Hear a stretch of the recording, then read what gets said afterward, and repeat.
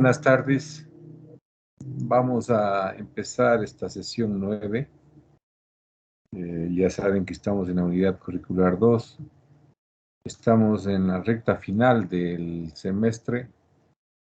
Nos acaban de comunicar que las clases van a ser hasta el 28 de febrero. La primera semana de marzo serán las pruebas evaluativas, pruebas presenciales, que tendremos que contestar algún cuestionario, pero hacer unos trabajos y el portafolio presentarlo de una manera completa con todos los trabajos que se han realizado.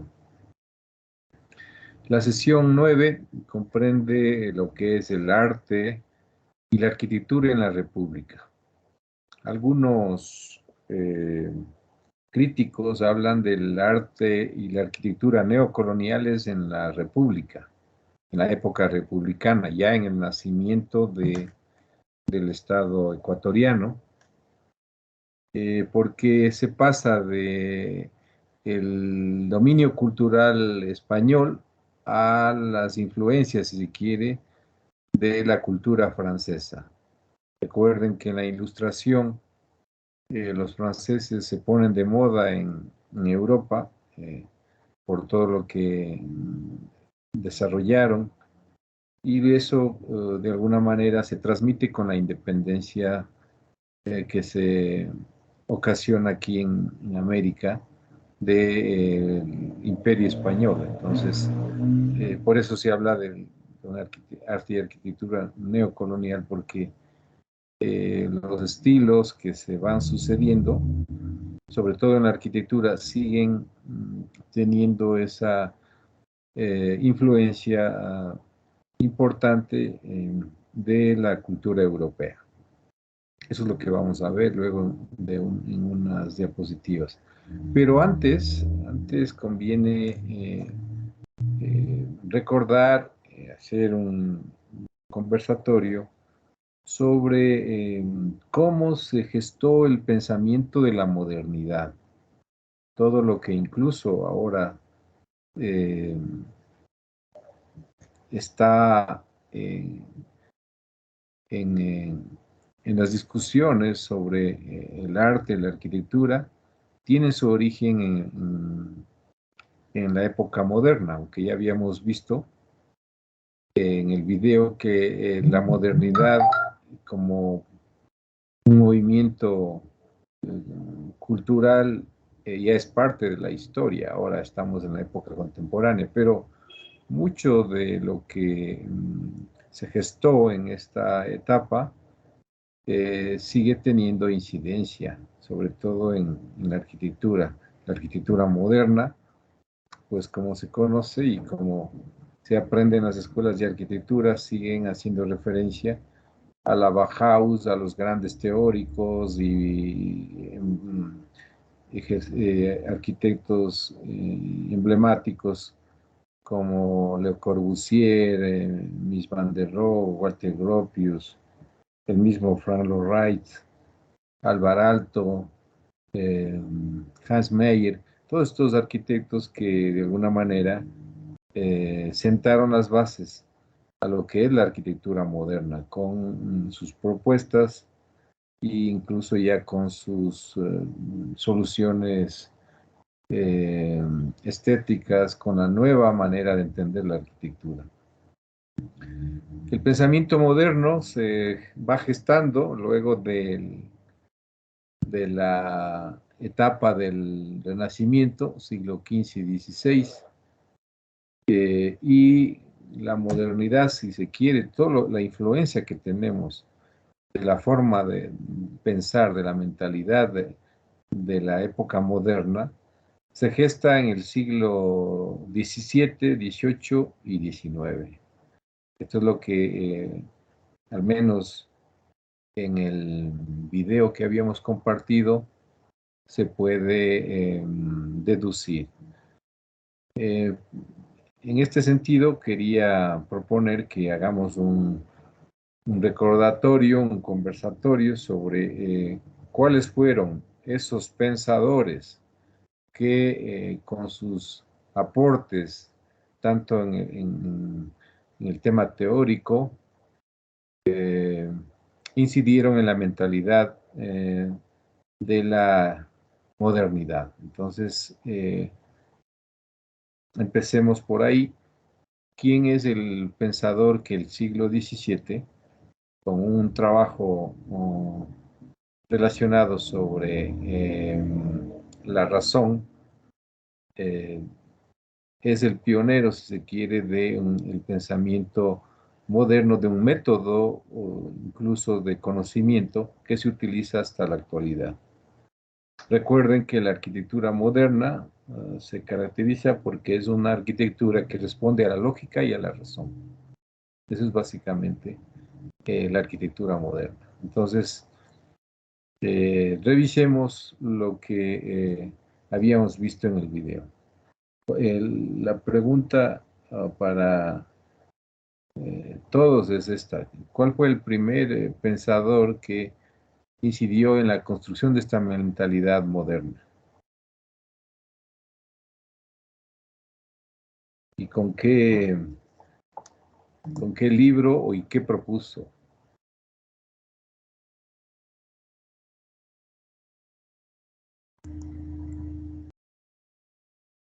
Juan Esteban, ¿estás por ahí?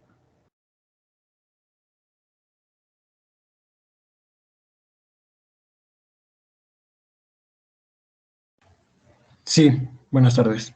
Hola, ¿cómo te va? ¿Recuerdas cuál es el primer eh, pensador que con un libro importante para la época eh, incidió en la construcción del pensamiento moderno? Creo que fue Descartes. Muy bien, René Descartes. René Descartes, ¿qué es lo que propuso?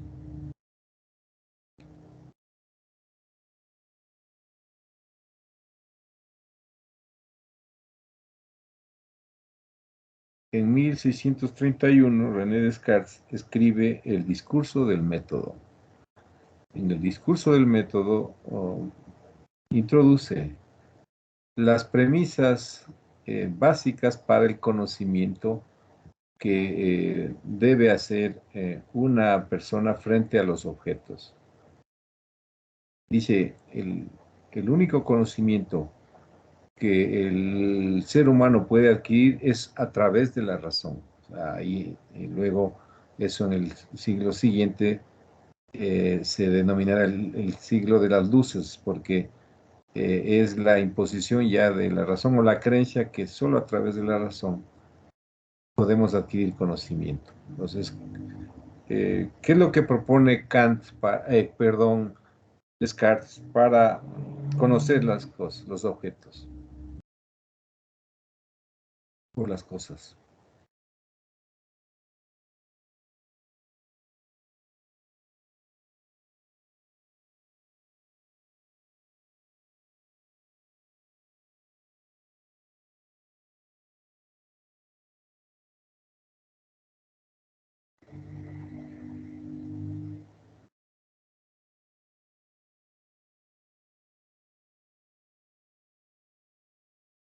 Propone 4 principios.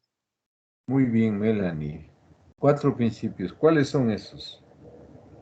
La primera, la evidencia, que sería solo que él decía: solo aceptaré como verdadero lo que se me presente como claro y distinto, como exacto, por ejemplo, las matemáticas. Ya, La segunda sería, primera regla para que todos lo recuerden. Primera regla, no aceptar verdad sin evidencias. O sea, Descartes plantea ese primer principio. ¿Cuál es el segundo?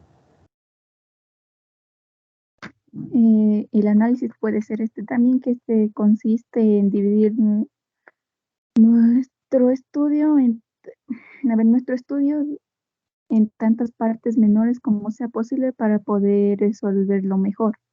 Correcto. El segundo principio, dividir en partes el objeto de estudio en cuantas sea posible. Dividir en las cuantas partes sea posible para analizar y entender. Segundo principio. Tercer principio. Podría ser la síntesis, que es conducir con orden los pensamientos desde lo más simple a lo más complejo. Correcto. Tercer principio dice, eh, ese análisis del objeto debe hacerse de lo más simple a lo más compuesto, a lo más complejo. Y el último principio, La enumeración, es que sería revisar los pasos dados para asegurarnos de no haber cometido ningún error. hacer un recuento de todo lo estudiado. Entonces, Kant con eso inaugura el pensamiento moderno, el método científico que es utilizado para diversas disciplinas, que se conoce como el método positivista. Sobre todo esto de no admitir verdad sin evidencias. Este es un principio que, si bien se antepone a la escolástica de la época anterior, en donde los principios metafísicos de explicación de las cosas sin poder demostrar, pues Descartes, con este principio, anula todo lo que antes se creía, ¿no? De las cuestiones metafísicas. Si no pueden ser demostradas, no son verdad, son falsas. Y esto también va a, a afectar todo el desarrollo posterior en diversos campos. Por ejemplo, en, en el conocimiento de las culturas que no son europeas, donde su construcción del conocimiento, su sabiduría, la ciencia, en algunos aspectos no pueden ser demostrados. Entonces, eso es falso.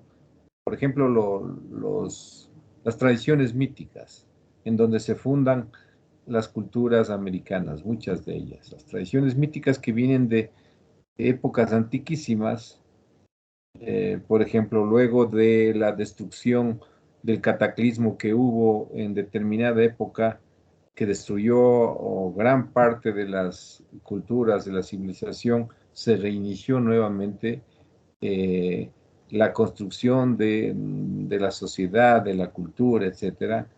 Esto, desde el principio, fundamentaron la razón. Si no hay evidencia, no es creíble. Este es un aspecto que va a tener un efecto oh, en distintos campos del conocimiento. Entonces, Kant inaugura con estos principios el conocimiento a través de la razón, con los cuatro principios básicos que en algunos casos siguen vigentes. Un siglo después, un siglo y medio después casi, aparece otro pensador europeo también, Immanuel Kant, del cual hemos leído, porque en las sesiones principales habíamos dicho que Kant establece una crítica de los postulados de la creencia en cuanto a la belleza, etcétera, y Kant introduce eh, otras cuestiones en el propio conocimiento. Si bien eh, Descartes introduce cómo debe ser la comprensión de las cosas, el conocimiento, Kant introduce la forma de interpretar los conocimientos y ahí nos enuncia mm, unos principios fundamentales. Sobre todo uno, ¿cuál es ese principio que Kant aporta en la crítica a la razón pura?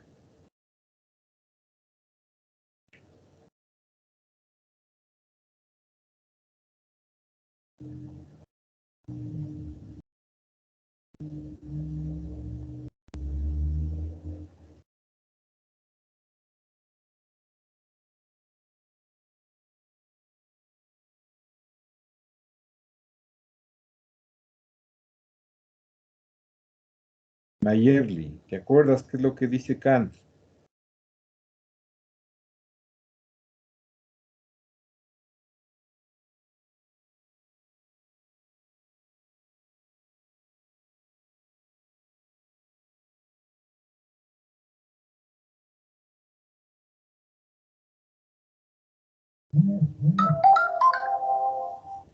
David Santiago, ¿estás por ahí?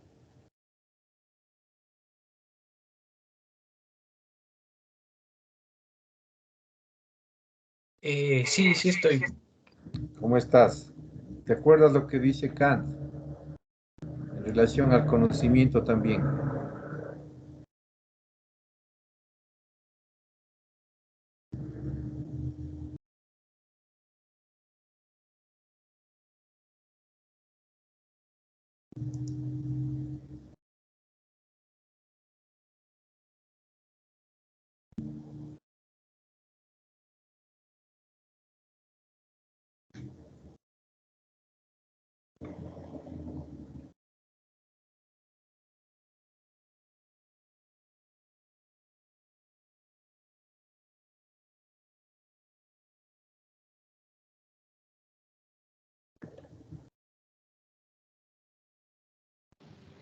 Aquí buenas tardes, soy Mayeli, tiene un problema con mi micrófono, no me valía. No puedes, no te acuerdas, nada.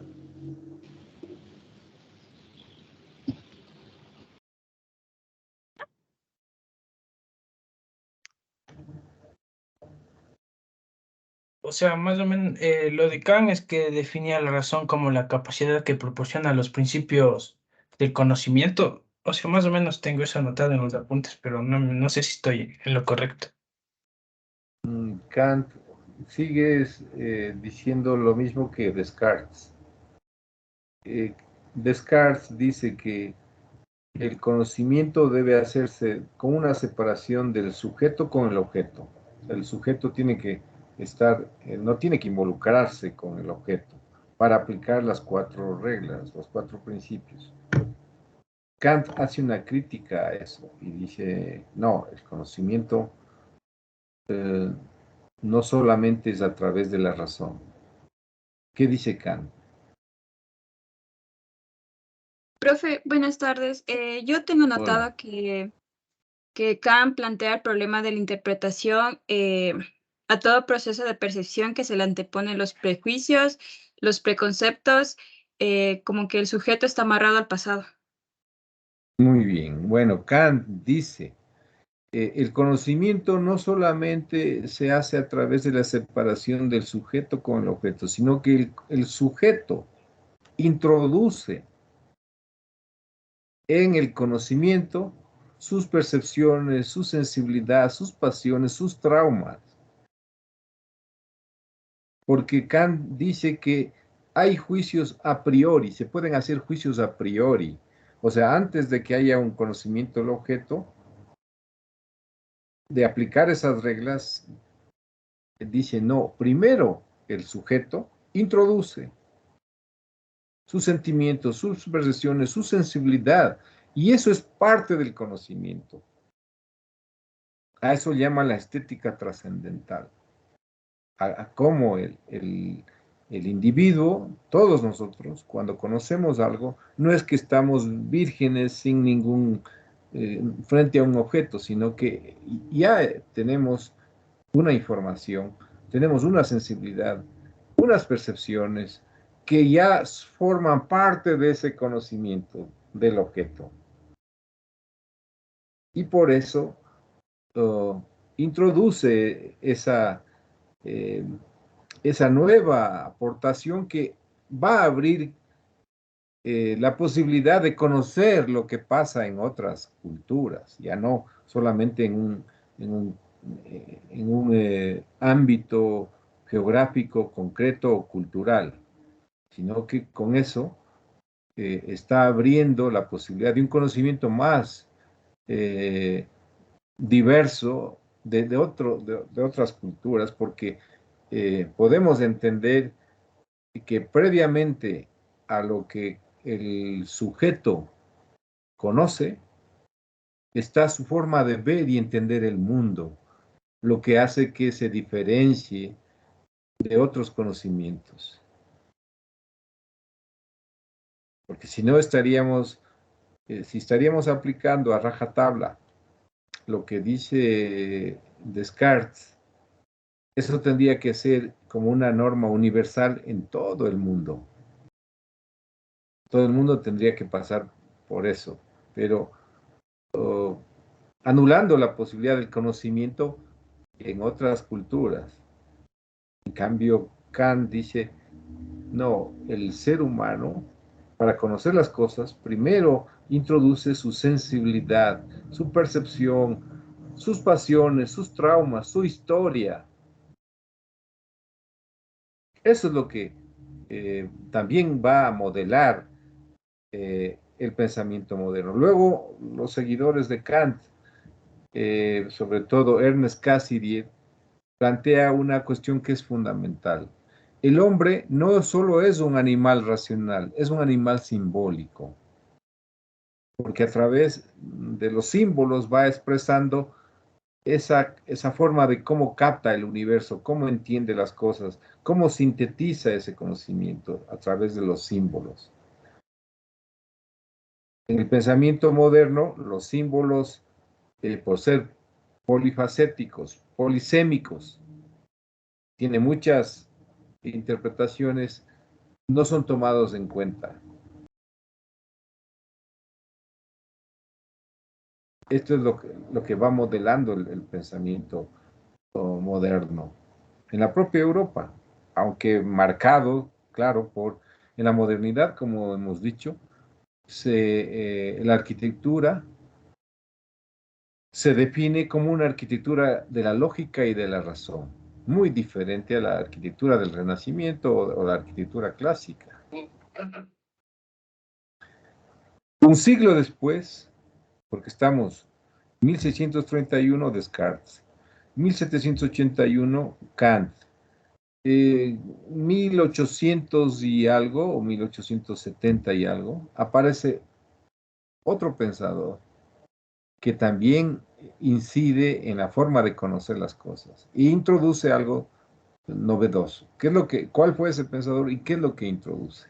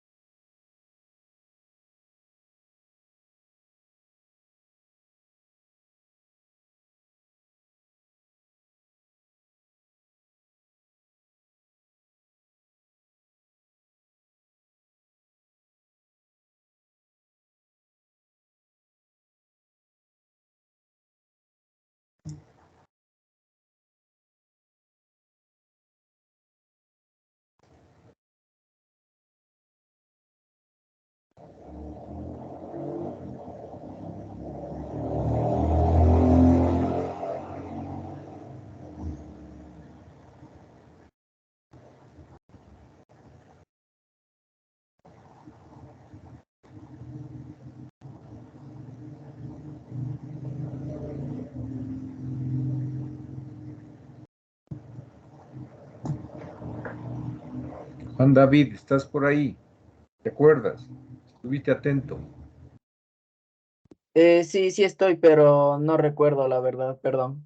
No recuerdas. Natalie,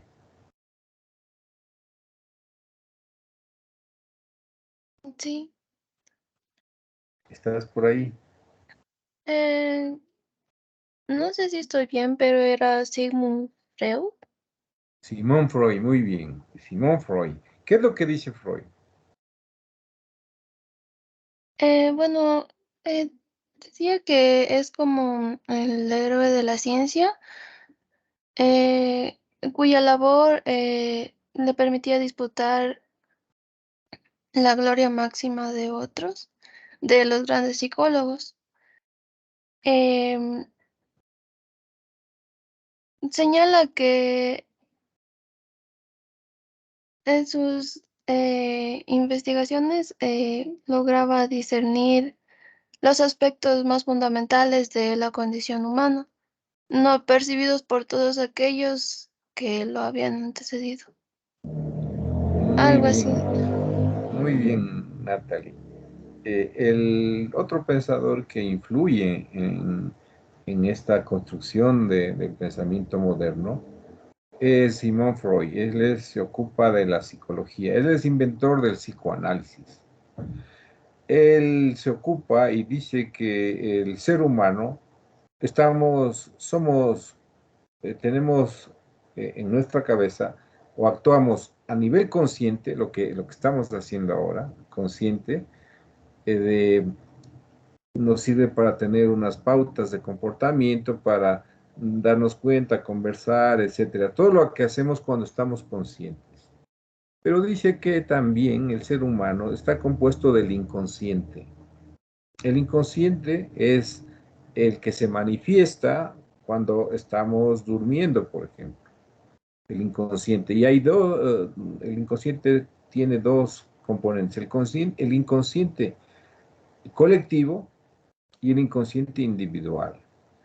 El inconsciente colectivo luego será desarrollado por otro psicólogo, el psicólogo suizo Carl Gustav Jung, que se ocupa de esta psicología profunda y logra determinar que el inconsciente colectivo que llevamos, que tenemos todos los seres humanos, es parte de nuestro antiquísimo pasado, de nuestros ancestros, y se manifiesta a través de arquetipos. Los arquetipos son una especie de símbolos que cuando soñamos estamos recordando eso que tenemos como herencia de hace miles de años, como seres humanos. Pero también dice que tenemos un inconsciente personal, que es lo que nos toca vivir cuando tenemos algún conflicto en el día, alguna discusión fuerte, algunas cosas por la noche. El inconsciente personal soñamos de alguna manera esto. Entonces, el inconsciente personal y colectivo se manifiesta a través de los sueños. En los sueños nosotros tenemos una serie de símbolos, aparecen casas, animales, aparecemos a veces nosotros, aparecemos un amigo, personas, todo eso tiene una interpretación, no es gratuito, porque forma parte de la psique humana. Entonces Freud dice, el conocimiento también se da a través del inconsciente. O sea, Descartes dice que la única forma del conocimiento es a través de la razón, del análisis, de la separación del sujeto con el objeto.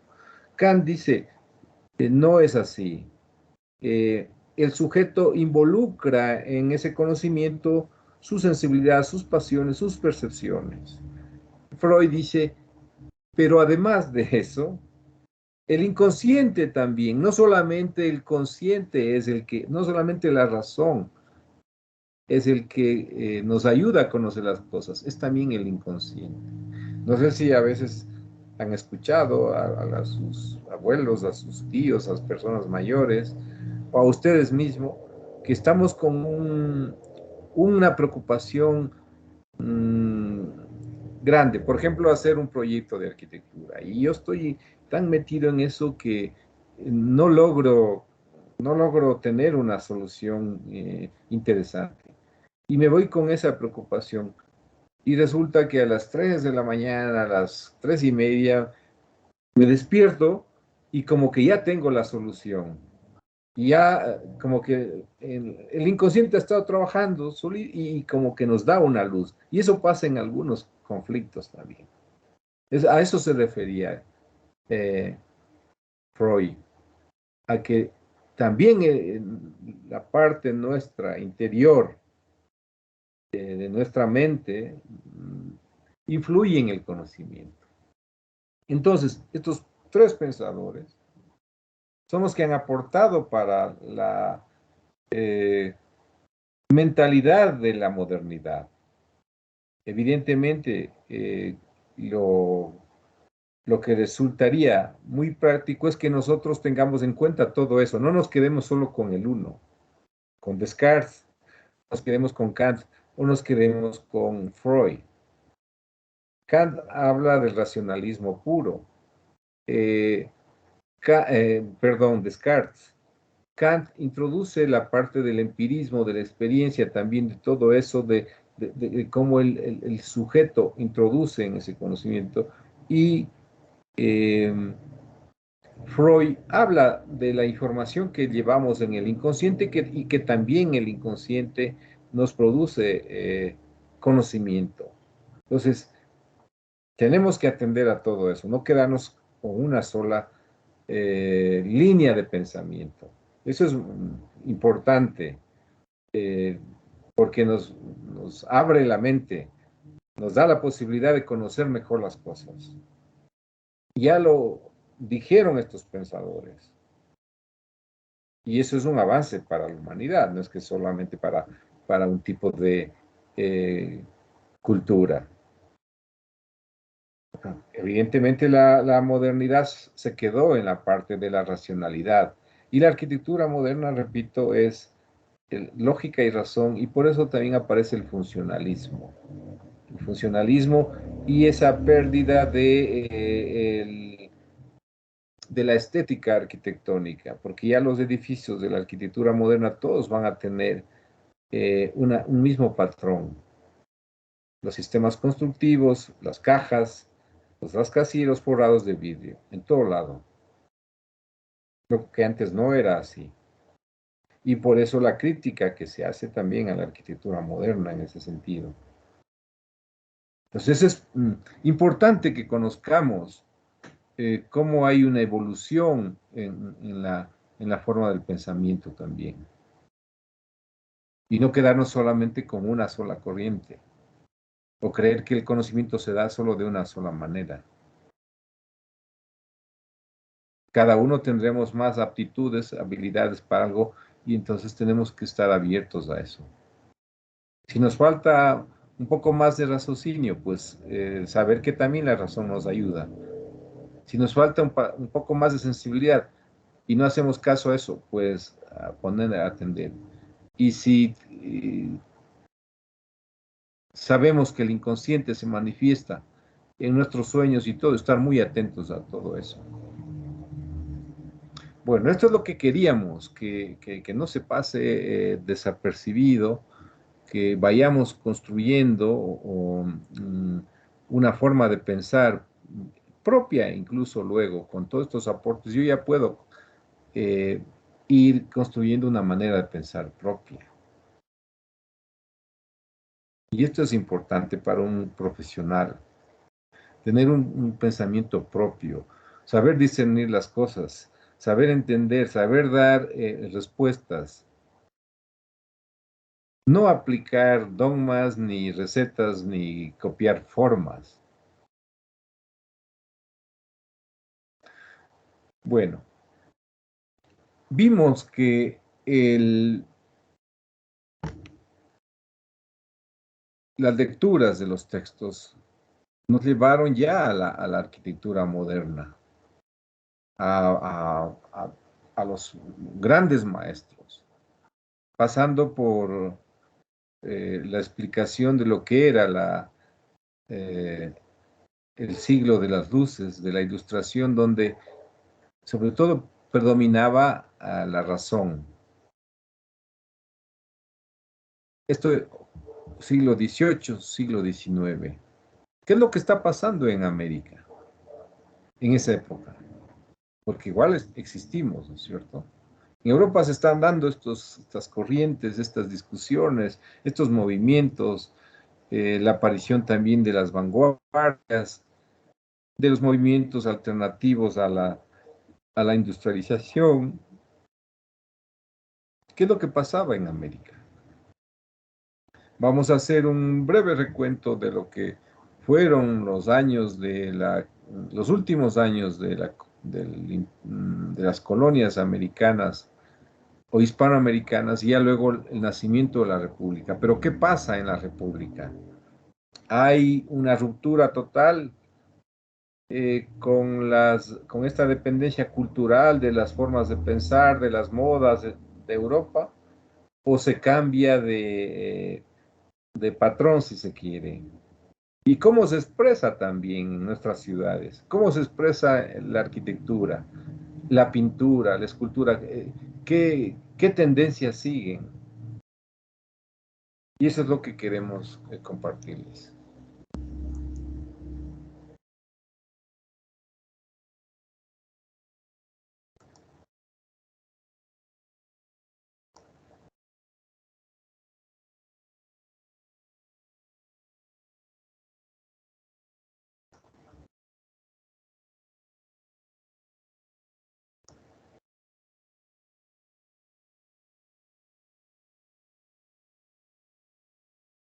Se está viendo la diapositiva. Sí, Ya. Muy bien. Entonces, el tema de hoy, arte y arquitectura republicana. Tenemos un pequeño índice para ir siguiendo un hilo conductor de lo que es este tema, que igual hay mucha información, pero nosotros les vamos a dar lo más interesante desde nuestro punto de vista. Primero, los antecedentes de la independencia española. Todos los textos de historia hacen un canto a los héroes criollos, incluso hay museos el 2 de agosto de 1802, 1809, etcétera. Hay museos que solo hacen referencia a la parte criolla, a la sociedad, si quiere, urbana. Pero, ¿qué pasaba con el resto de población? Entonces, tenemos la revelación de Túpac Amaru en el siglo XVIII, que fue el antecedente básico para las guerras de la independencia, que se suscitaron después ya con el apoyo de las otras partes de la población. O sea, primero la mecha de la rebelión siempre estuvo presente en las colonias. Desde el siglo XVI, XVII, siempre hubo rebeliones que fueron sofocadas a sangre y fuego. Eso no lo recoge la historia oficial, evidentemente. Luego de la ruptura con el Imperio Español, aparece el sueño de Bolívar, la construcción de los Estados Unidos, si se quiere, del sur, lo que se conoció como la Gran Colombia. Fue una propuesta fallida, duró muy poco, por los intereses que había en cada uno de los que fueron las entidades político-administrativas de la colonia. Aquí en el caso nuestro, la Real Audiencia de Quito, que estaba conformada por gobernaciones, por ciudades, que luego se transformaron en provincias, cantones, y que antes eran las naciones que configuraban aquí estos territorios, en la época antes de los españoles. No es que con los españoles se hizo la organización político-administrativa. Ellos se superponen a la organización político-administrativa existente aquí. Los orígenes y nacimiento de la República del Ecuador, el pensamiento republicano, el arte y la arquitectura en la República, características de la arquitectura, tanto a fines del siglo XIX como principios del siglo XX, y terminaremos con una síntesis del contexto histórico-cultural desde 1885 a 1950. Bueno, los antecedentes de la independencia española hay que encontrarlas en la revolución de Túpac Amaru II, que fue en 1780-1783. Es la rebelión de Túpac Amaru II porque Túpac Amaru I fue descuartizado en el Cusco en 1870 y algo, porque se le acusó de también rebelión y el castigo que imponían las autoridades de esa época era el descuartizamiento con caballos y luego botar cada una de las piezas de descuartizado en distintos lugares para que la gente tenga escarmiento y tenga miedo. O sea, el terror era parte de la forma de gobernar. Entonces, Túpac Amaru II fue un curaca, un gobernante del departamento de la ahora del Cusco, en la región sur del Perú, y fue el caudillo de la primera gran revolución para lograr la emancipación del Imperio Español. Luego seguirán las guerras de independencia que emergen en el siglo posterior, a inicios del siglo XX, del siglo XIX, El primer cuarto del siglo XIX, todo es conflictos, guerras, luchas por la independencia, hasta que se consigue, en el caso de los países de lo que ahora son Perú, Ecuador, Colombia, Venezuela, en 1824 en la batalla de Ayacucho. La revolución de Túpac Amaru geográficamente abarcó el sur del actual Perú y Bolivia. Aquí ven en la parte derecha el mapa de cómo estaba configurado el gobierno español a través de los virreinatos. El virreinato del Perú, que abarcaba desde Chile, la parte de ahora Chile, el altiplano andino, la frontera con Bolivia, todo lo que son el Perú, parte del Ecuador y las grandes extensiones en la Amazonía. Ese es el virreinato del Perú, como se puede aquí ver en el mapa. Al norte estaba el virreinato de Nueva Granada, que comprendía lo que es ahora actualmente Colombia y Venezuela. Y al sur el virreinato del Río de la Plata, que conformado por Argentina, Chile, parte de Chile, Uruguay, todos los que son países del Río de la Plata, incluido también Bolivia.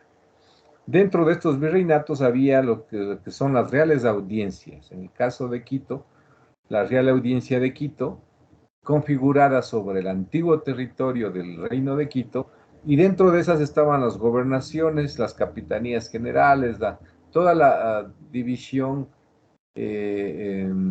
político-administrativa que establecieron los españoles, que luego darán lugar, repito, a las provincias, a los cantones, a las divisiones político-administrativas en la parte de la República. Entonces, la rebelión de Túpac Amaru estaba sustentada en las reivindicaciones de la población indígena e incluso en el primer decreto que abolía la esclavitud de los negros. La rebelión inicia el 4 de noviembre de 1780 en el pueblo de Tungazuca, donde apresan al corregidor. Los corregidores eran las personas más odiadas en la época colonial porque eran los que tenían el poder absoluto, imponían la ley en cada uno de los territorios, cobraban tributos de una manera arbitraria, o sea, abusaban y la población estaba cansada de estos corregidores, fundamentalmente españoles. Pero también los terratenientes, los dueños de la tierra, los que se apropiaron de todas las propiedades y les hacían trabajar como esclavos a la población y les recaudaban todos los tributos en beneficio propio. El ejército, si se puede llamar, que se armó para la rebelión, eran personas que no tenían armamentos, sino con palos, instrumentos de labranza, se reunieron para, sobre todo, perseguir a los corregidores, ejecutarlos, por supuesto, para irse liberando. Entonces, Túpac Amaru se movilizó por todas las áreas rurales, entró a los pequeños pueblos, reclutó a la gente, le dieron provisiones. Principalmente eran indígenas y mestizos, pero también algunos criollos, y los rebeldes buscaban capturar a todos los corregidores y apresar a los terratenientes odiados por la población local. El ejército rebelde arrasaba los pequeños molinos textiles presentes en el área que servían de virtuales prisiones para los pobladores indígenas y distribuía sus tejidos entre los lugareños. Sin embargo, Túpac Amaru II fue traicionado y entregado a las tropas realistas con parte de su familia. fueron sentenciados a muerte y se le intentó descuartizar vivo, atado en cada una de sus, atando cada una de sus extremidades a los caballos, pero no se pudo realizar esto y finalmente se lo decapitó y se lo despedazó, repartiendo sus partes en distintos lugares para que la población coja escarmiento. El decreto de Arreche, que siguió a la ejecución de Túpac Amaru II, estamos hablando ya de 1783, incluyó la prohibición de la lengua quichua, el uso de ropas indígenas y cualquier mención o conmemoración a la cultura incaica y de su historia. Por eso es que en la historia que luego escribieron los descendientes de los conquistadores, pues no se incluye nada de eso y por eso creemos nosotros que todo empieza desde el siglo XVI. Esta información ni siquiera en los colegios ni se las conoce. Como se cree que es del Perú, dice, si el Perú no existía, ni el Ecuador existía en esa época, existían las colonias gobernadas por los españoles. Tras el asesinato de Túpac Amaru II, el virrey Jáuregui y sus tropas propondrían un indulto o amnistía que sería aceptado por un familiar de Túpac Amaru, Diego Cristóbal Túpac Amaru. No obstante, igual luego se lo tomará prisionero, se lo ejecutará, incumpliendo todas estos indultos y estas promesas, como siempre lo habían hecho y como lo hacían en una práctica constante de firmar acuerdos, pero y respetarlos, igual que sucedió en Norteamérica con las naciones originarias de Norteamérica, que los ingleses no respetaron ninguno de los acuerdos y luego se apropiaron de todo el territorio.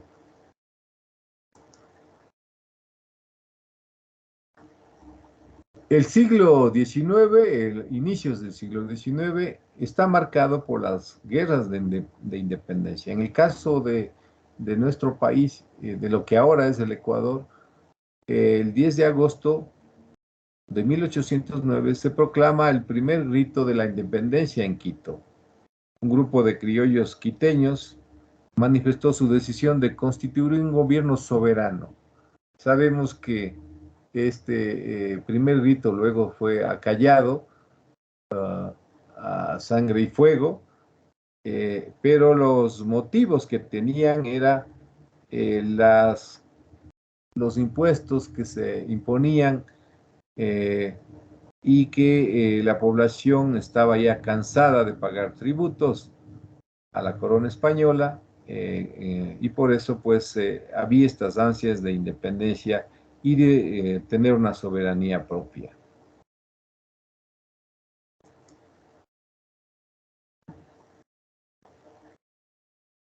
Durante todo el primer tercio del siglo XIX, desde 1809 a 1829, por distintos lugares, al norte, al sur, al menos aquí al centro, en Sudamérica, hubo conflictos que estaban luchando por la independencia. Los grupos de los patriotas, que es a los revolucionarios, y los grupos del bando realista que defendían la continuidad de la corona española. Y por supuesto los soldados que venían directamente desde la península. En la América hispana, las juntas revolucionarias proclamaron las declaraciones de independencia a través de sus congresos constituyentes y la creación de estados republicanos separados del Imperio Español, generándose las guerras de independencia y aparición de la figura de los libertadores, entre los que destacaron José de San Martín y Simón Bolívar en América del Sur. La independencia de los nuevos estados de América se consolidó en la década de 1820, en el caso de la Real Audiencia de Quito con la Batalla del Pichincha en 1822, que dio lugar a la República del Ecuador en 1830 y terminando con la destrucción del ejército virreinal en la batalla de Ayacucho en 1824. Suceso que el fin de las guerras de independencia en América del Sur dio origen a la Gran Colombia. Este sueño de Bolívar de tener una gran nación conformada por las repúblicas de lo que ahora son Venezuela, Colombia y Ecuador, duró muy pocos años, 6 años, desde 1824 a 1830, y aquí está lo que era lo que se conoce ahora como el sueño del libertador Bolívar: crear en la parte septentrional de la América del Sur, en la parte norte, todo este conjunto de naciones bajo la dominación de la República de la Gran Colombia. Ecuador se fundó en los territorios que habían sido ocupados por los pueblos y naciones indígenas que integraron el Tahuantinsuyo, fueron invadidos y conquistados por los españoles y formaron parte de la Real Audiencia de Quito en sus respectivas gobernaciones. La ocupación efectiva de los territorios al inicio del Ecuador era muy limitada.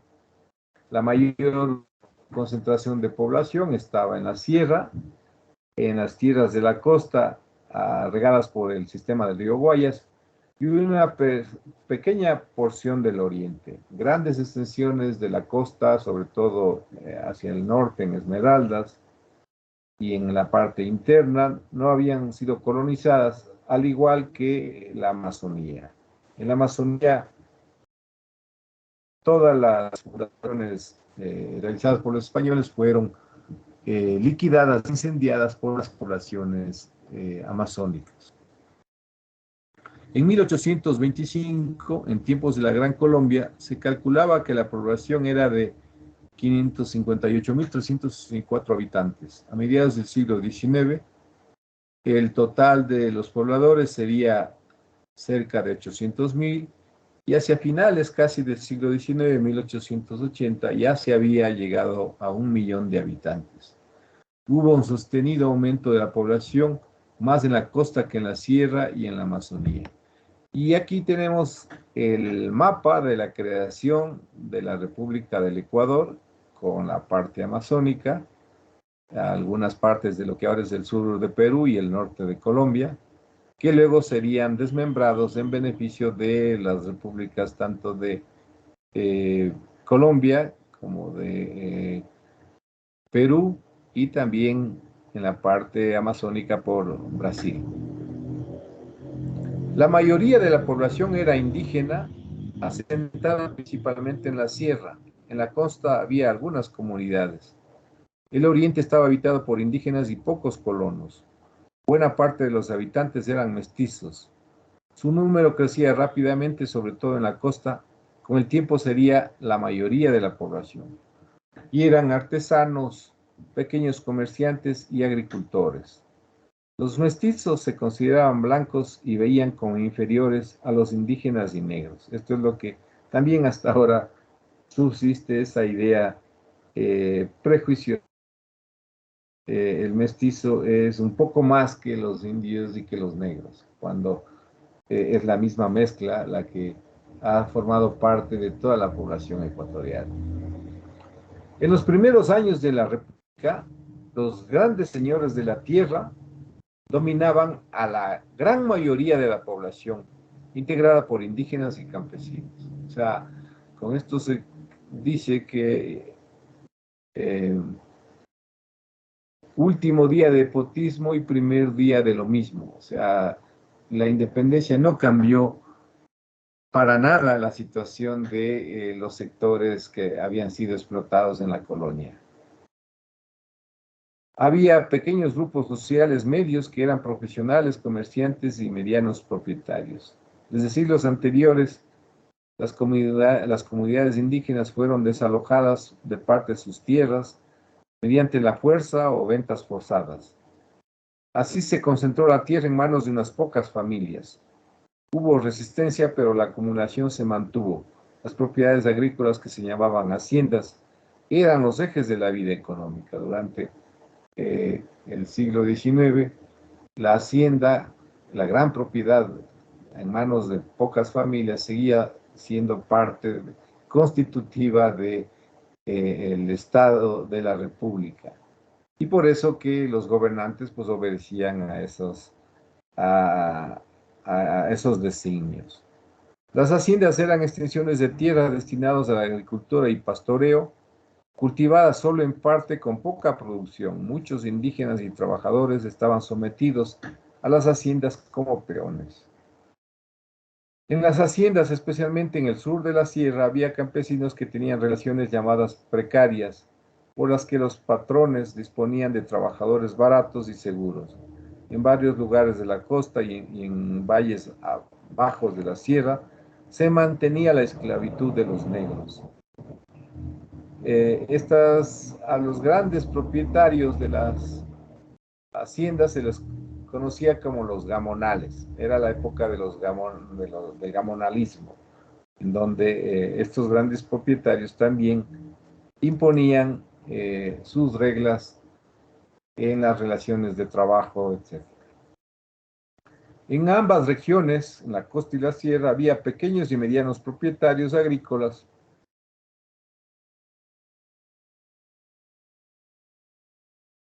interno.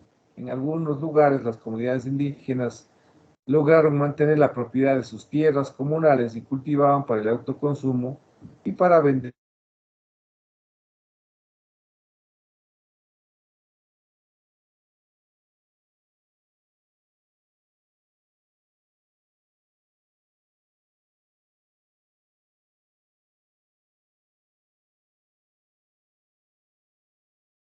Existe, aunque hay una voluntad.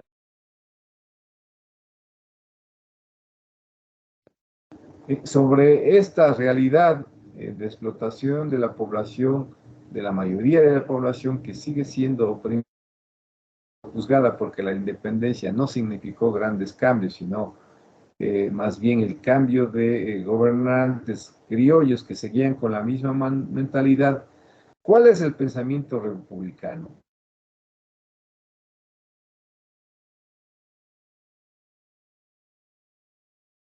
Ecuador se optó por las ideas republicanas y formación del Estado liberal que vienen de las propuestas de la Revolución Francesa, con la división de los poderes, 3 poderes independientes, el Ejecutivo, Legislativo y Judicial, pero conformando un carácter unitario. La cultura a grupos reducidos, apareciendo una contraposición con la cultura popular que reproducían las costumbres locales, influida por la vida agraria y las prácticas de la religiosidad popular. Los pueblos indígenas, por su parte, lograron mantener sus culturas en contacto con la sociedad criolla, pero sin mezclarse con ella, conservaron la organización comunal, relaciones de familia, lenguas, formas de trabajo y prácticas religiosas. Los negros mantuvieron también varias de sus expresiones culturales. Mientras Ecuador y otros países de América Latina empezaban su vida republicana, el mundo cambiaba. La revolución industrial que se dio en Europa Occidental, especialmente en Gran Bretaña, trajo un auge de la producción en fábricas con grandes máquinas. Crecieron los transportes con barcos de vapor y ferrocarriles. El comercio se intensificó y las ciudades se expandieron. Se consolidó el predominio del capitalismo, un sistema económico mundial, y la división entre un grupo de países, primero de Europa Occidental y luego también de Norteamérica, que concentraba la producción industrial, los capitales, la riqueza y los demás países del mundo que se empobrecían produciendo materias primas. Con el nacimiento de la República y la imposición de estas nuevas formas de relación económica, al Ecuador se le hace de materias primas y ser exportador de la era cacaotera, la era bananera, y ese va a ser el rol del Ecuador. La industrialización Luego, en los años posteriores, habrá tímidos intentos, pero no se ha dado igual como se dio en los países europeos. ¿Y qué podemos decir del arte y la arquitectura republicana?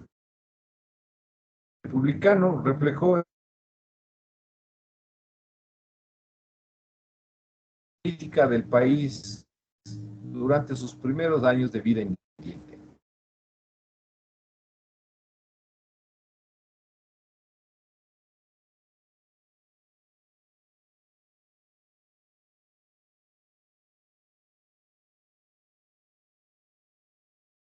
Un dato a tener en cuenta de el retraso con propuestas en el arte o en la arquitectura. Vienen con un retraso de algunas décadas. La aparición de monumentos u obeliscos conmemorativos a la independencia destacan como motivos principales. Las antiguas plazas mayores, plazas donde se hacían las corridas de toros o la gente salía a pasear luego de oír misa, que no tenían zonas ajardinadas, van a sufrir un cambio significativo. Primero, la construcción de monumentos conmemorativos, como el que se puede ver en el caso de Quito, el Monumento de la Independencia en el centro, y luego el ajardinamiento del entorno, siguiendo las propuestas de Haussmann en París con en la introducción de áreas verdes en las ciudades. Entonces, este es característico de las ciudades republicanas. También aparecen los retratos de los herederos libertarios, escenas de las gestas libertarias, y posteriormente pues se cambiará incluso la toponimia de las calles dedicada a los héroes de la independencia. Por eso en todo el país encontramos avenidas Simón Bolívar, Mariscal Sucre, La Mar, etcétera, destinados a estos héroes de la independencia. El caso de Guayaquil, por ejemplo, la Rotonda, al final, o donde es la avenida 9 de Octubre, en el Malecón, y algunos artistas influidos por las vanguardias artísticas europeas se reúnen y en los catálogos de exposiciones y revistas producen los diseños cercanos al Art Nouveau, dando paso al Art Deco, entre otros. Recuerden que el Art Nouveau fue parte de los movimientos alternativos de rechazo al industrialismo. Pues acá vienen como novedad. No es un rechazo al industrialismo, sino una adopción de un estilo que es sustitutivo a lo que antes había, a la parte colonial española. Las artes en el siglo XIX ecuatoriano continuaron con la producción de temas religiosos, pero a partir de la ruptura con el antiguo régimen y con la presencia de pensamientos racionalistas y progresistas, vieron la profusión de géneros como el retrato individual, diferenciándose del retrato de donantes o devotos del arte colonial. El paisajismo y el costumbrismo tomará auge y será el que, a través de la influencia de la mirada científica extranjera, se harán unas nuevas representaciones de las realidades y contextos locales. Entonces, en el arte vamos a ver el surgimiento del retrato, el paisajismo, el costumbrismo y temas históricos, sociales y políticos. En la pintura, los géneros o temas ligados a los retratos de los personajes célebres, próceres y políticos notables, va desplazando en cierta manera a los asuntos religiosos, aunque todavía subsiste la demanda de los templos y los conventos, pues la iglesia era el mayor consumidor de obras de arte para, a través de sus imágenes, seguir imponiendo su pensamiento en la población. Los retratos de reducido tamaño fue representativo en esta época próceres, políticos, comerciantes y damas de la sociedad. Inicio de la pintura costumbrista con las más diversas facetas sociales, en el caso de Quito, se destaca no solo en lo artístico, sino también desde la originalidad sin imitar a lo europeo. Ya hay intentos de tener unas expresividades propias, o al menos en los motivos. En el caso del paisajismo, la mirada a lo local se hizo presente con la representación de escenas urbanas. Aparecerán las pinturas relacionadas con las plazas, con los monumentos, con personajes típicos como los aguadores, los quienes llevan agua en las ciudades, quienes hacen las limpiezas, los capariches, los que cuidan, etcétera, etcétera. Las vistas panorámicas de ciudades, pueblos, valles propios del siglo XIX respondían a una visión de carácter científico por conocer y estudiar el territorio.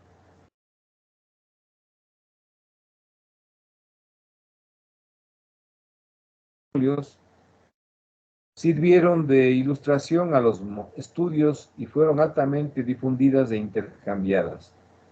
Muchas de estas presentan personajes ubicados solos en la superficie plástica sin fondos compositivos, como este caso de la pintura de Ricardo Acevedo Bernal, de un aguador, que sirven para enfatizar los rasgos raciales y culturales de hombres y mujeres en sus actividades cotidianas y festivas.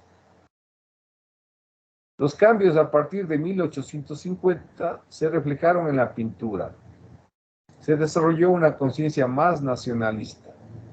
Por primera vez, todo el territorio fue retratado por pintores y dibujantes. Se elaboraron diversas láminas gracias a los cuales tenemos una idea de la imagen de esos tiempos. Joaquín Pinto fue el pintor más destacado por sus estudios y formación artística, aquí en el caso de Quito. En las ciudades, junto a los temas costumbristas, se desarrollaba la pintura académica, que tenía la influencia y la imitación de modelos europeos que ya estaban en desuso. Aquí hay una pintura de Joaquín Pinto, titulada Los capítulos que se olvidaron a Cervantes. Es una sátira de la vida que tenían, la vida licenciosa de los religiosos. Aquí está un monje de la orden de Santo Domingo que aparece pues luego de haber participado en alguna fiesta. La importación tardía del neoclásico surgido en Europa siglos atrás es manifestación de la aceptación incondicional de lo extranjero enfrentado al nacionalismo incipiente. Los neoclásicos estuvieron vigentes en Europa en el siglo XVIII, finales del siglo XVIII, y aquí pues vienen con un siglo de retraso. Ya en la segunda mitad del siglo XIX empiezan a aparecer estos estilos, tanto en la pintura como en la escultura y en la arquitectura. Una nueva concepción de la educación artística se impartía en las escuelas junto a las demás asignaturas, pero no había centros especializados para aprender las artes. El grabado, como forma elemental de expresión artística, aparecía ilustrado por grabadores que trabajaban en edificio. Y vemos fotos de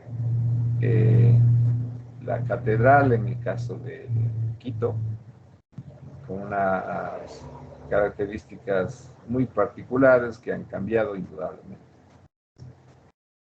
Y la arquitectura republicana, como su nombre lo indica, es aquella que ocurre a partir del nacimiento de la República, es decir, desde 1830 en adelante. Este tipo de arquitectura se comienza a mostrar los ideales, los intereses y los gustos de la población que comienza a crecer junto con el nacimiento de la República. En ella se encuentran matices políticos, sociales e incluso religiosos. Se caracterizó por la combinación de varios estilos: el neoclásico, el neogótico, el neocolonial, el neomudéjar, etcétera, que daría lugar al eclecticismo, esta mezcla de distintos estilos, una columnita del clásico, una ventana del gótico, unas rejas de lo colonial comienzan a aparecer, y eso es lo que se conoce como el eclecticismo, la combinación de diversos elementos de distintos estilos. Esta arquitectura republicana fue importada por los arquitectos italianos, alemanes, ingleses y otros, que siempre reemplazaron lo que en este lugar existía, lo cual era una arquitectura colonial, proceso que se hizo poco a poco. Aquí en el centro histórico, si nosotros venimos a darnos una vuelta, vamos a ver que muchas de las casas coloniales cambiaron sus aleros para no ver la cubierta de teja y elevaron cornisas, dándole una imagen de una arquitectura más neoclásica. Este tipo de arquitectura se la conoce como arquitectura moderna, ya que implementaron técnicas y utilizaron diseños y materiales que no habían sido usados hasta entonces. Marcaron un cambio importante en la visión de las ciudades, principalmente Quito.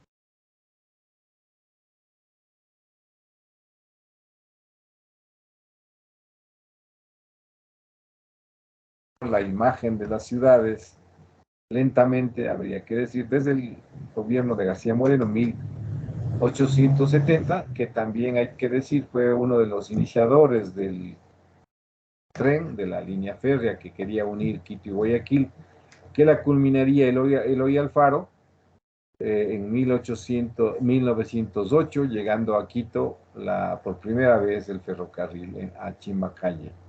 Luego aparecerán los tranvías en las ciudades, pero también las edificaciones monumentales construidas por el Estado.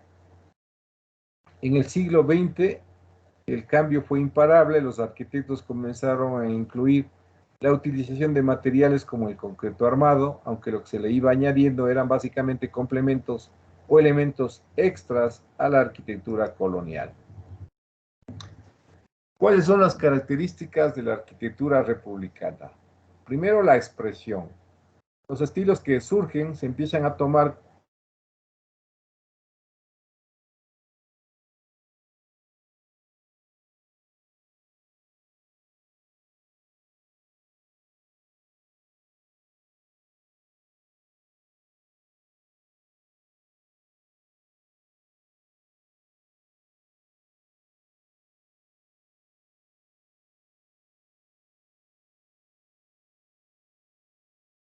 una interferencia en internet.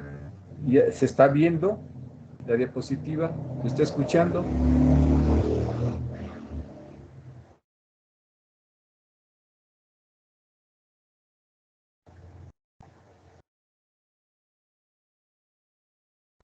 Está restablecida la conexión. Aquí se puede ver la diapositiva.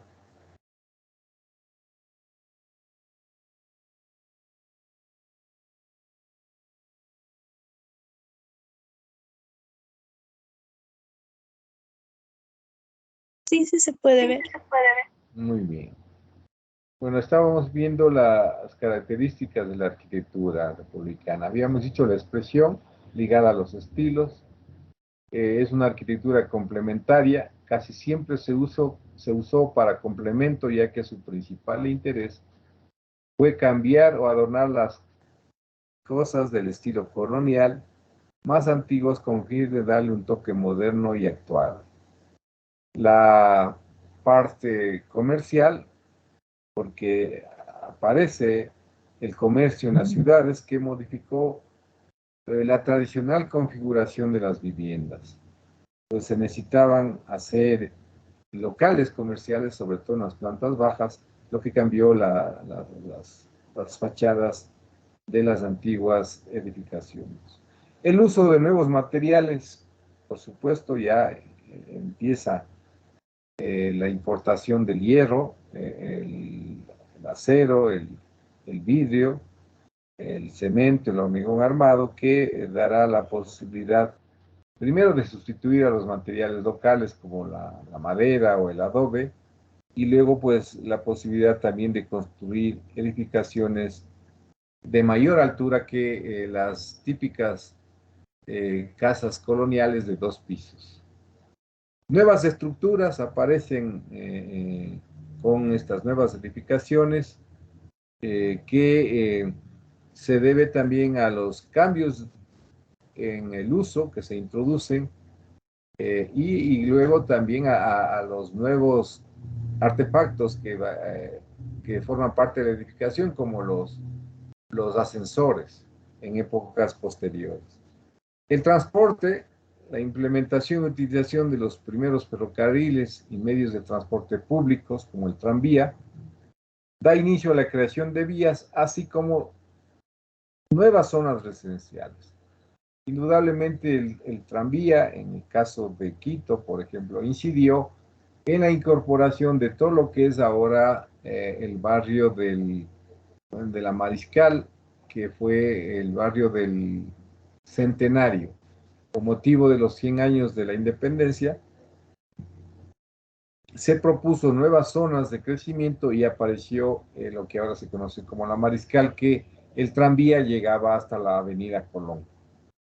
O edificios públicos que van a caracterizar la imagen de la ciudad, el caso de institutos de educación como el Instituto Nacional Mejía, que en principio apareció como un normal para la educación laica, los teatros, los observatorios, los bancos, los reformatorios, que fueron obras impulsadas por los gobiernos.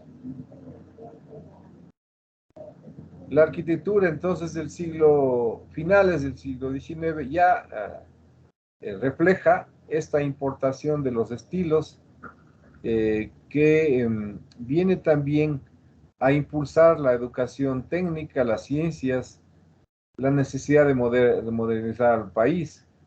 Y en el gobierno de García Moreno se crea el Observatorio Astronómico, pero también el penal que se lleva su nombre, el penal García Moreno, donde se introducen estos nuevos estilos que modifican el paisaje urbano. Con el surgimiento del liberalismo en el gobierno de Eloy Alfaro, 1895-1912, se da un cambio en la fisonomía de las ciudades, principalmente Quito, la capital, porque aparecen estilos neoclásicos, el ecléctico e influencia italiana. La llegada del ferrocarril también fue un gran impulso para el tema comercial. La zona mismo del sur se dinamizó y se comenzaron a construir edificaciones en las nuevas.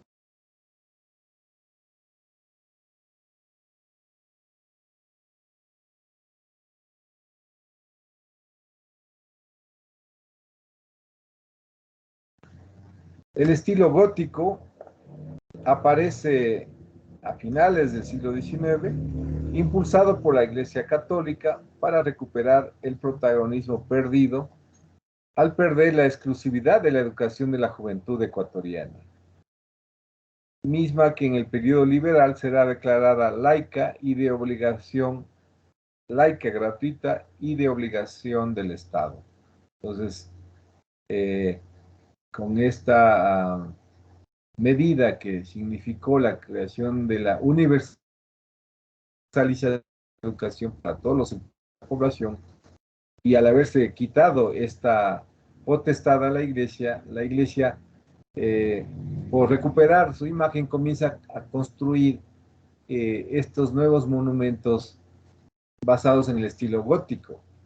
Y como habíamos dicho, el gótico es un estilo que se propugnó, se difundió en Europa en el siglo XII, X, y aquí aparece en el siglo XIX. La Basílica del Voto Nacional, aquí en Quito, la Catedral La Inmaculada Concepción en Cuenca o la propia Catedral de Guayaquil son un fiel reflejo de esta nueva arquitectura monumental religiosa impulsada por la Iglesia y que también significa la importación de estos nuevos estilos y sobre todo la presencia también de personajes, en el caso de la Basílica del Voto Nacional, el arquitecto francés Emilio Tarlier; en el caso de la Inmaculada de Concepción de Cuenca, el hermano Juan Bautista Estil; o en el caso del Guayaquil, la Catedral Metropolitana Juan Antonio Horus, que vienen a imponer estos nuevos estilos ya desfasados en Europa, y aquí se vuelven como algo moderno. Y la arquitectura del siglo XX, de las primeras décadas, en el caso de Quito, debido a la conmemoración de los 100 años de la independencia, se planifica la construcción de nuevos barrios. El caso del barrio Centenario, como ya les habíamos dicho, hoy convertido en la Mariscal, al norte del Ejido, en la avenida Amazonas. Un proyecto de nuevo barrio que venía con la idea de implantar esto de la ciudad jardín, donde se tenía villas con retiros en los 4 costados del terreno, una característica que luego trascenderá a otras ciudades. Dentro de este marco aparecieron los primeros arquitectos extranjeros que llegaron de Europa en busca de un mejor futuro, y en este mismo sector se comienzan a construir palacetes de diversos estilos: neomudéjar, neoclásico, ecléctico, sobre todo destinado a reflejar la riqueza de sus propietarios.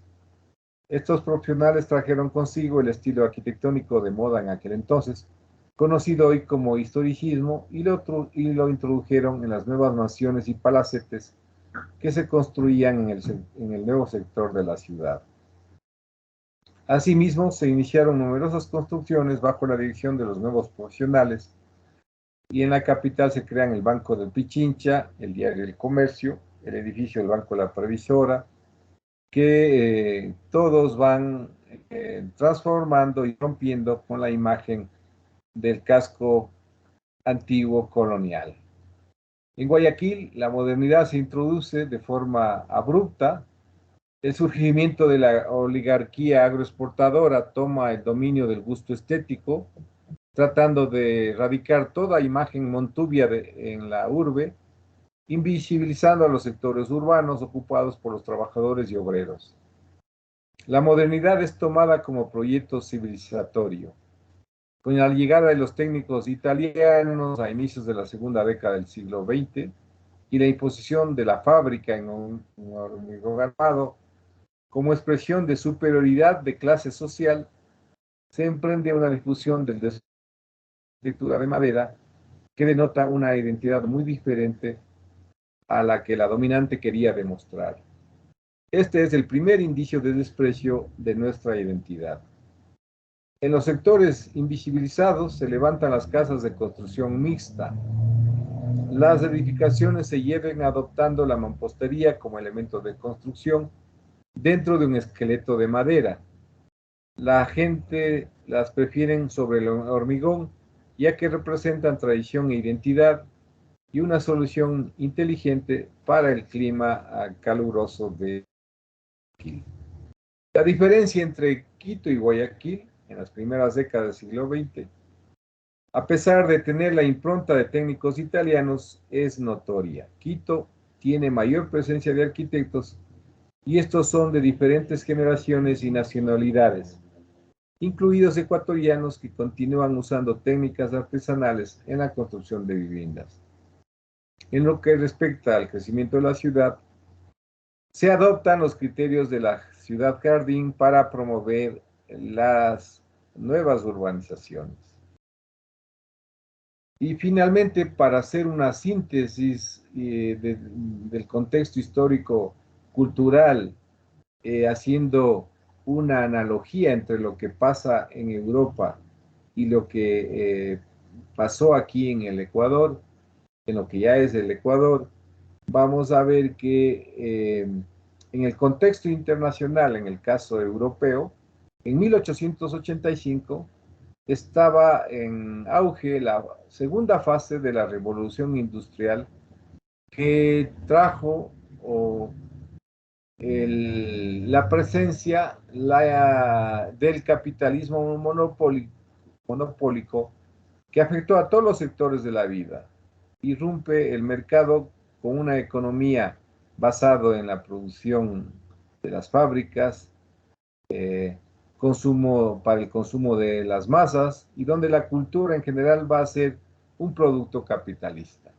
Aquí se deja ya la producción artesanal de objetos ligados a la creatividad del ser humano y se comienza incluso a nivel cultural, con la producción en serie de objetos en la cerámica, en la pintura, etc. La urgencia de romper con el pasado clásico en el cambio del siglo XIX al XX se sintió en todas las artes. Estamos hablando del contexto europeo. Los años 70 y 80 del siglo XIX serán decididamente rupturistas, apareciendo las vanguardias en 1890, que hasta los primeros años del siglo XX, primeras décadas, cambiaron definitivamente el panorama artístico en todo el mundo occidental. Nace el movimiento moderno dentro de un abanico de ideas que irán desde Owen a Ruskin o Morris, quienes son los que incentivan esto de las arts and crafts, el Art Nouveau, las artes decorativas, hacia otros pensadores, arquitectos como Henry van de Velde, Gropius, el creador de la Bauhaus en la Alemania en Weimar en 1919, permitiendo a la cultura europea dejar a un lado los límites históricos y avanzar hacia un movimiento internacional. Se tenía la influencia del Art Deco, del movimiento cubista, del constructivismo, del futurismo, de las culturas de Oriente, de Egipto, las culturas precolombinas, los mayas, cuyas composiciones geométricas se llevan a la fachada. La monumentalidad y el sentido urbano también se incorporan en las ciudades. Entonces,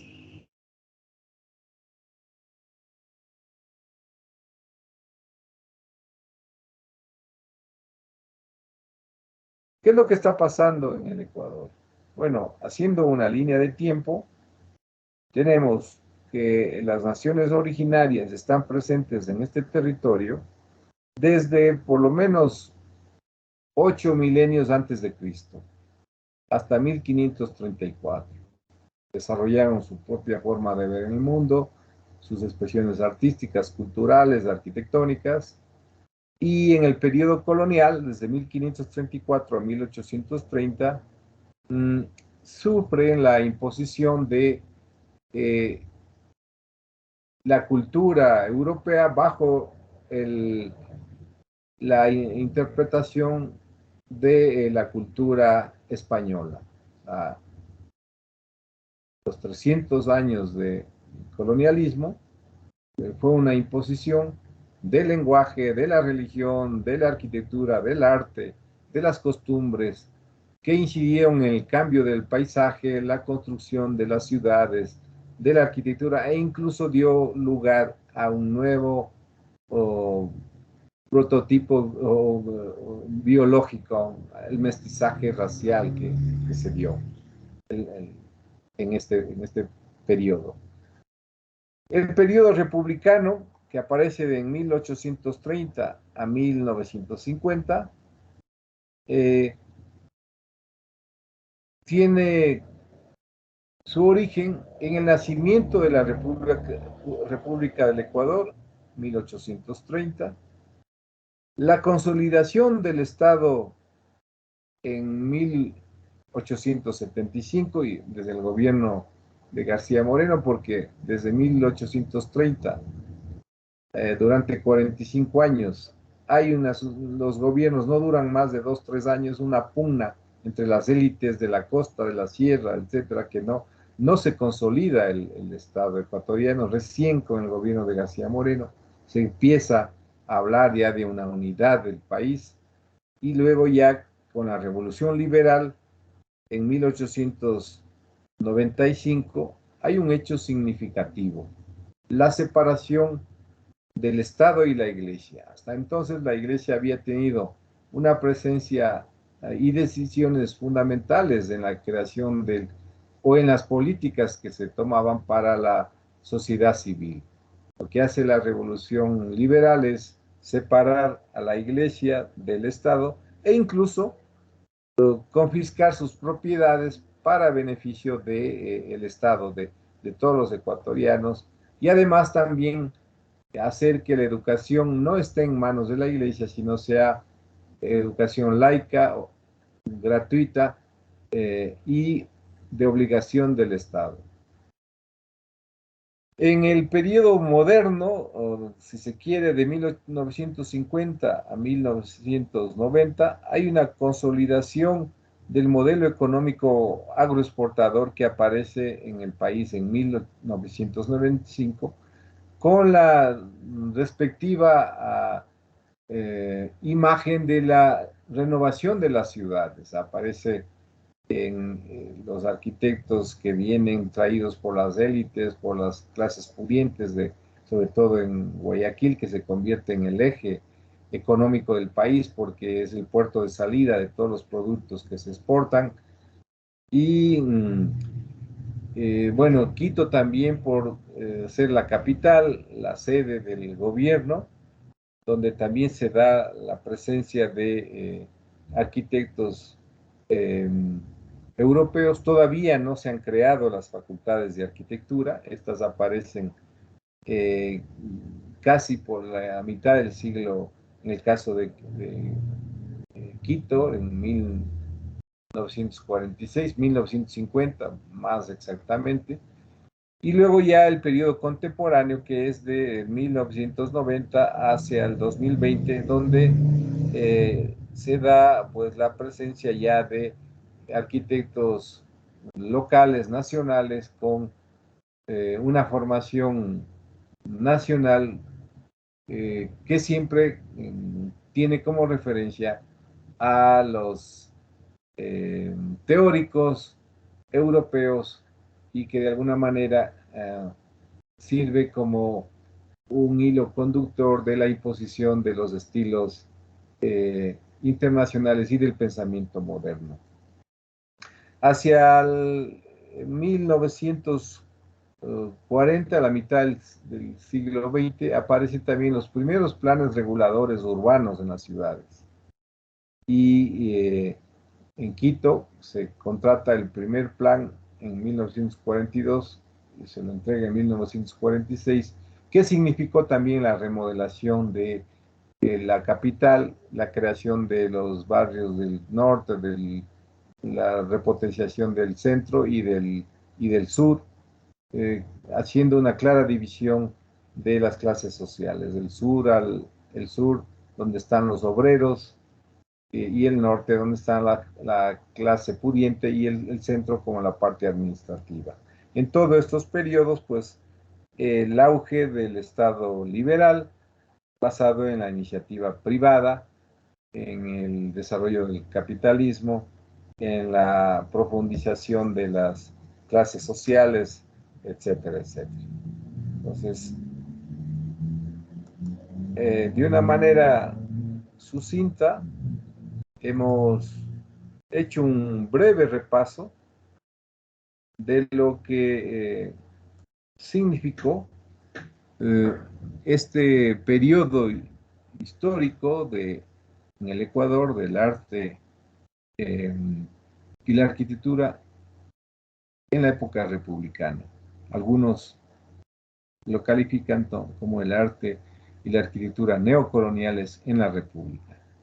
Hemos dado algunos elementos para que se pueda reflexionar sobre eso, que luego vamos a profundizar cuando veamos cuáles son las señas de identidad o la búsqueda de esa identidad, sobre todo en el arte, y algunos tímidos intentos en la arquitectura.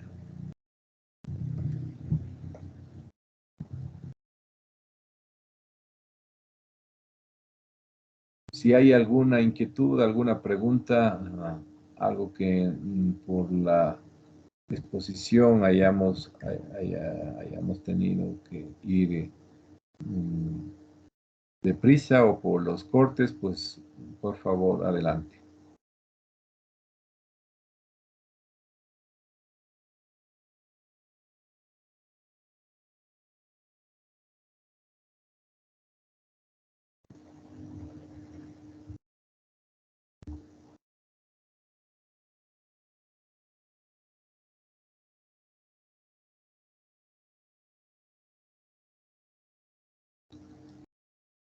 Evelyn, ¿tienes alguna opinión? ¿Qué te ha parecido?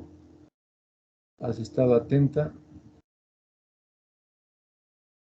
Sí, profe, buenas tardes. Hola, ¿cómo estás? Ya, sobre el tema, la verdad, o sea, al principio fue como, o sea, como le digo, como que no le agarré, o sea, como que mucho sentido, pero, o sea, cuando después ya empezamos a hablar, o sea, ya enfocarnos como es lo que vendría a ser como, por ejemplo, lo que era de la arquitectura republicana, fue como que, o sea, ya me fui asociando un poco más, o sea, y le fui, o sea, comprendiendo más sobre el tema, porque como le digo al inicio, fue como que se me hizo, o sea, bastante confuso el tema. Ya, quizás vale una pequeña aclaración, ¿no? Sí puede haberse redundado en los aspectos políticos, ¿no? Porque finales del siglo XVIII, principios del siglo XIX, hay una gran conflictividad social, ¿no? Una conflictividad. Está prendido el micrófono. A ver, está prendido algún micrófono. Eh, Les decía que esta parte política que no se la domina mucho porque se la invisibiliza, finales del siglo XVIII, principios del siglo XIX, hay un gran descontento en la población. O sea, la explotación que se hace en el área rural, sobre todo, hace que haya un descontento, el cobro de tributos, etc. Entonces, un periodo de inestabilidad, porque la gente está preocupada por, por vivir en condiciones dignas, no estar sometido. Y eso, lo político, tiene una incidencia en lo cultural. O sea, la arquitectura es producto de las condiciones económicas, políticas, sociales, culturales de un país. Entonces aquí no hay hechos que se puedan reflejar en la arquitectura por esta conflictividad.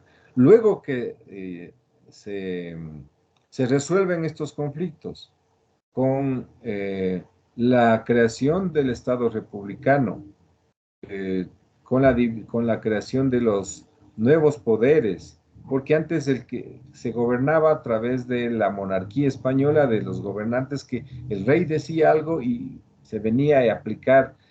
Los corregidores, los gobernadores hacían todo lo que la corona española ordenaba. Entonces, ya cuando hay un cambio de esto, hay como una nueva etapa, y por eso que en la arquitectura también se empieza a reflejar esto de comenzar a sustituir todo lo colonial, todo lo que era antiguo, lo que reflejaba el dominio el dominio español en las edificaciones, en las plazas, todo comienzan a modificarse. Y ahí ya empieza esta este auge de la arquitectura, el arte republicano, que como vemos en principio tiene la presencia de arquitectos europeos, algunos que traen los estilos ya pasados de moda, si se quiere, pero como aquí son algo nuevo, aparece como algo moderno. Y se comienza a cambiar la fisonomía de las ciudades. Y luego ya, pues en épocas posteriores, ya hay un desarrollo más rápido de todo lo que es la imposición de el propio el desarrollo del capitalismo, etcétera, etcétera.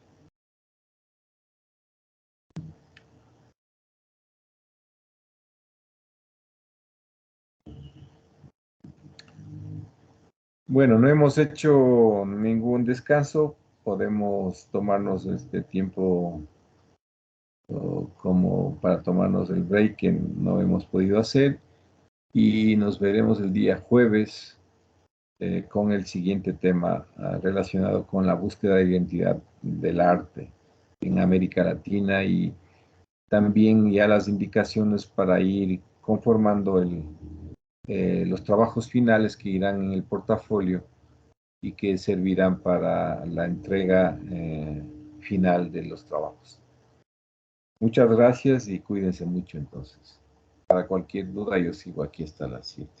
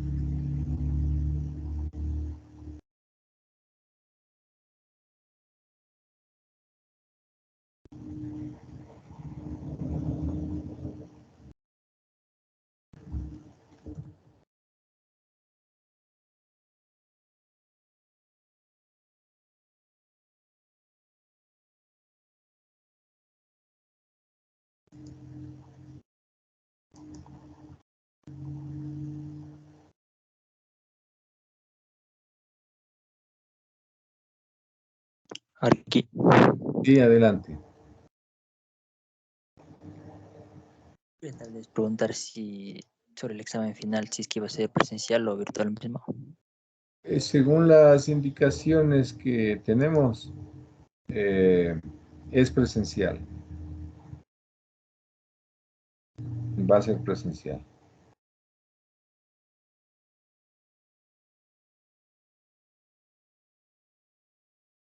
Listo, gracias. De nada.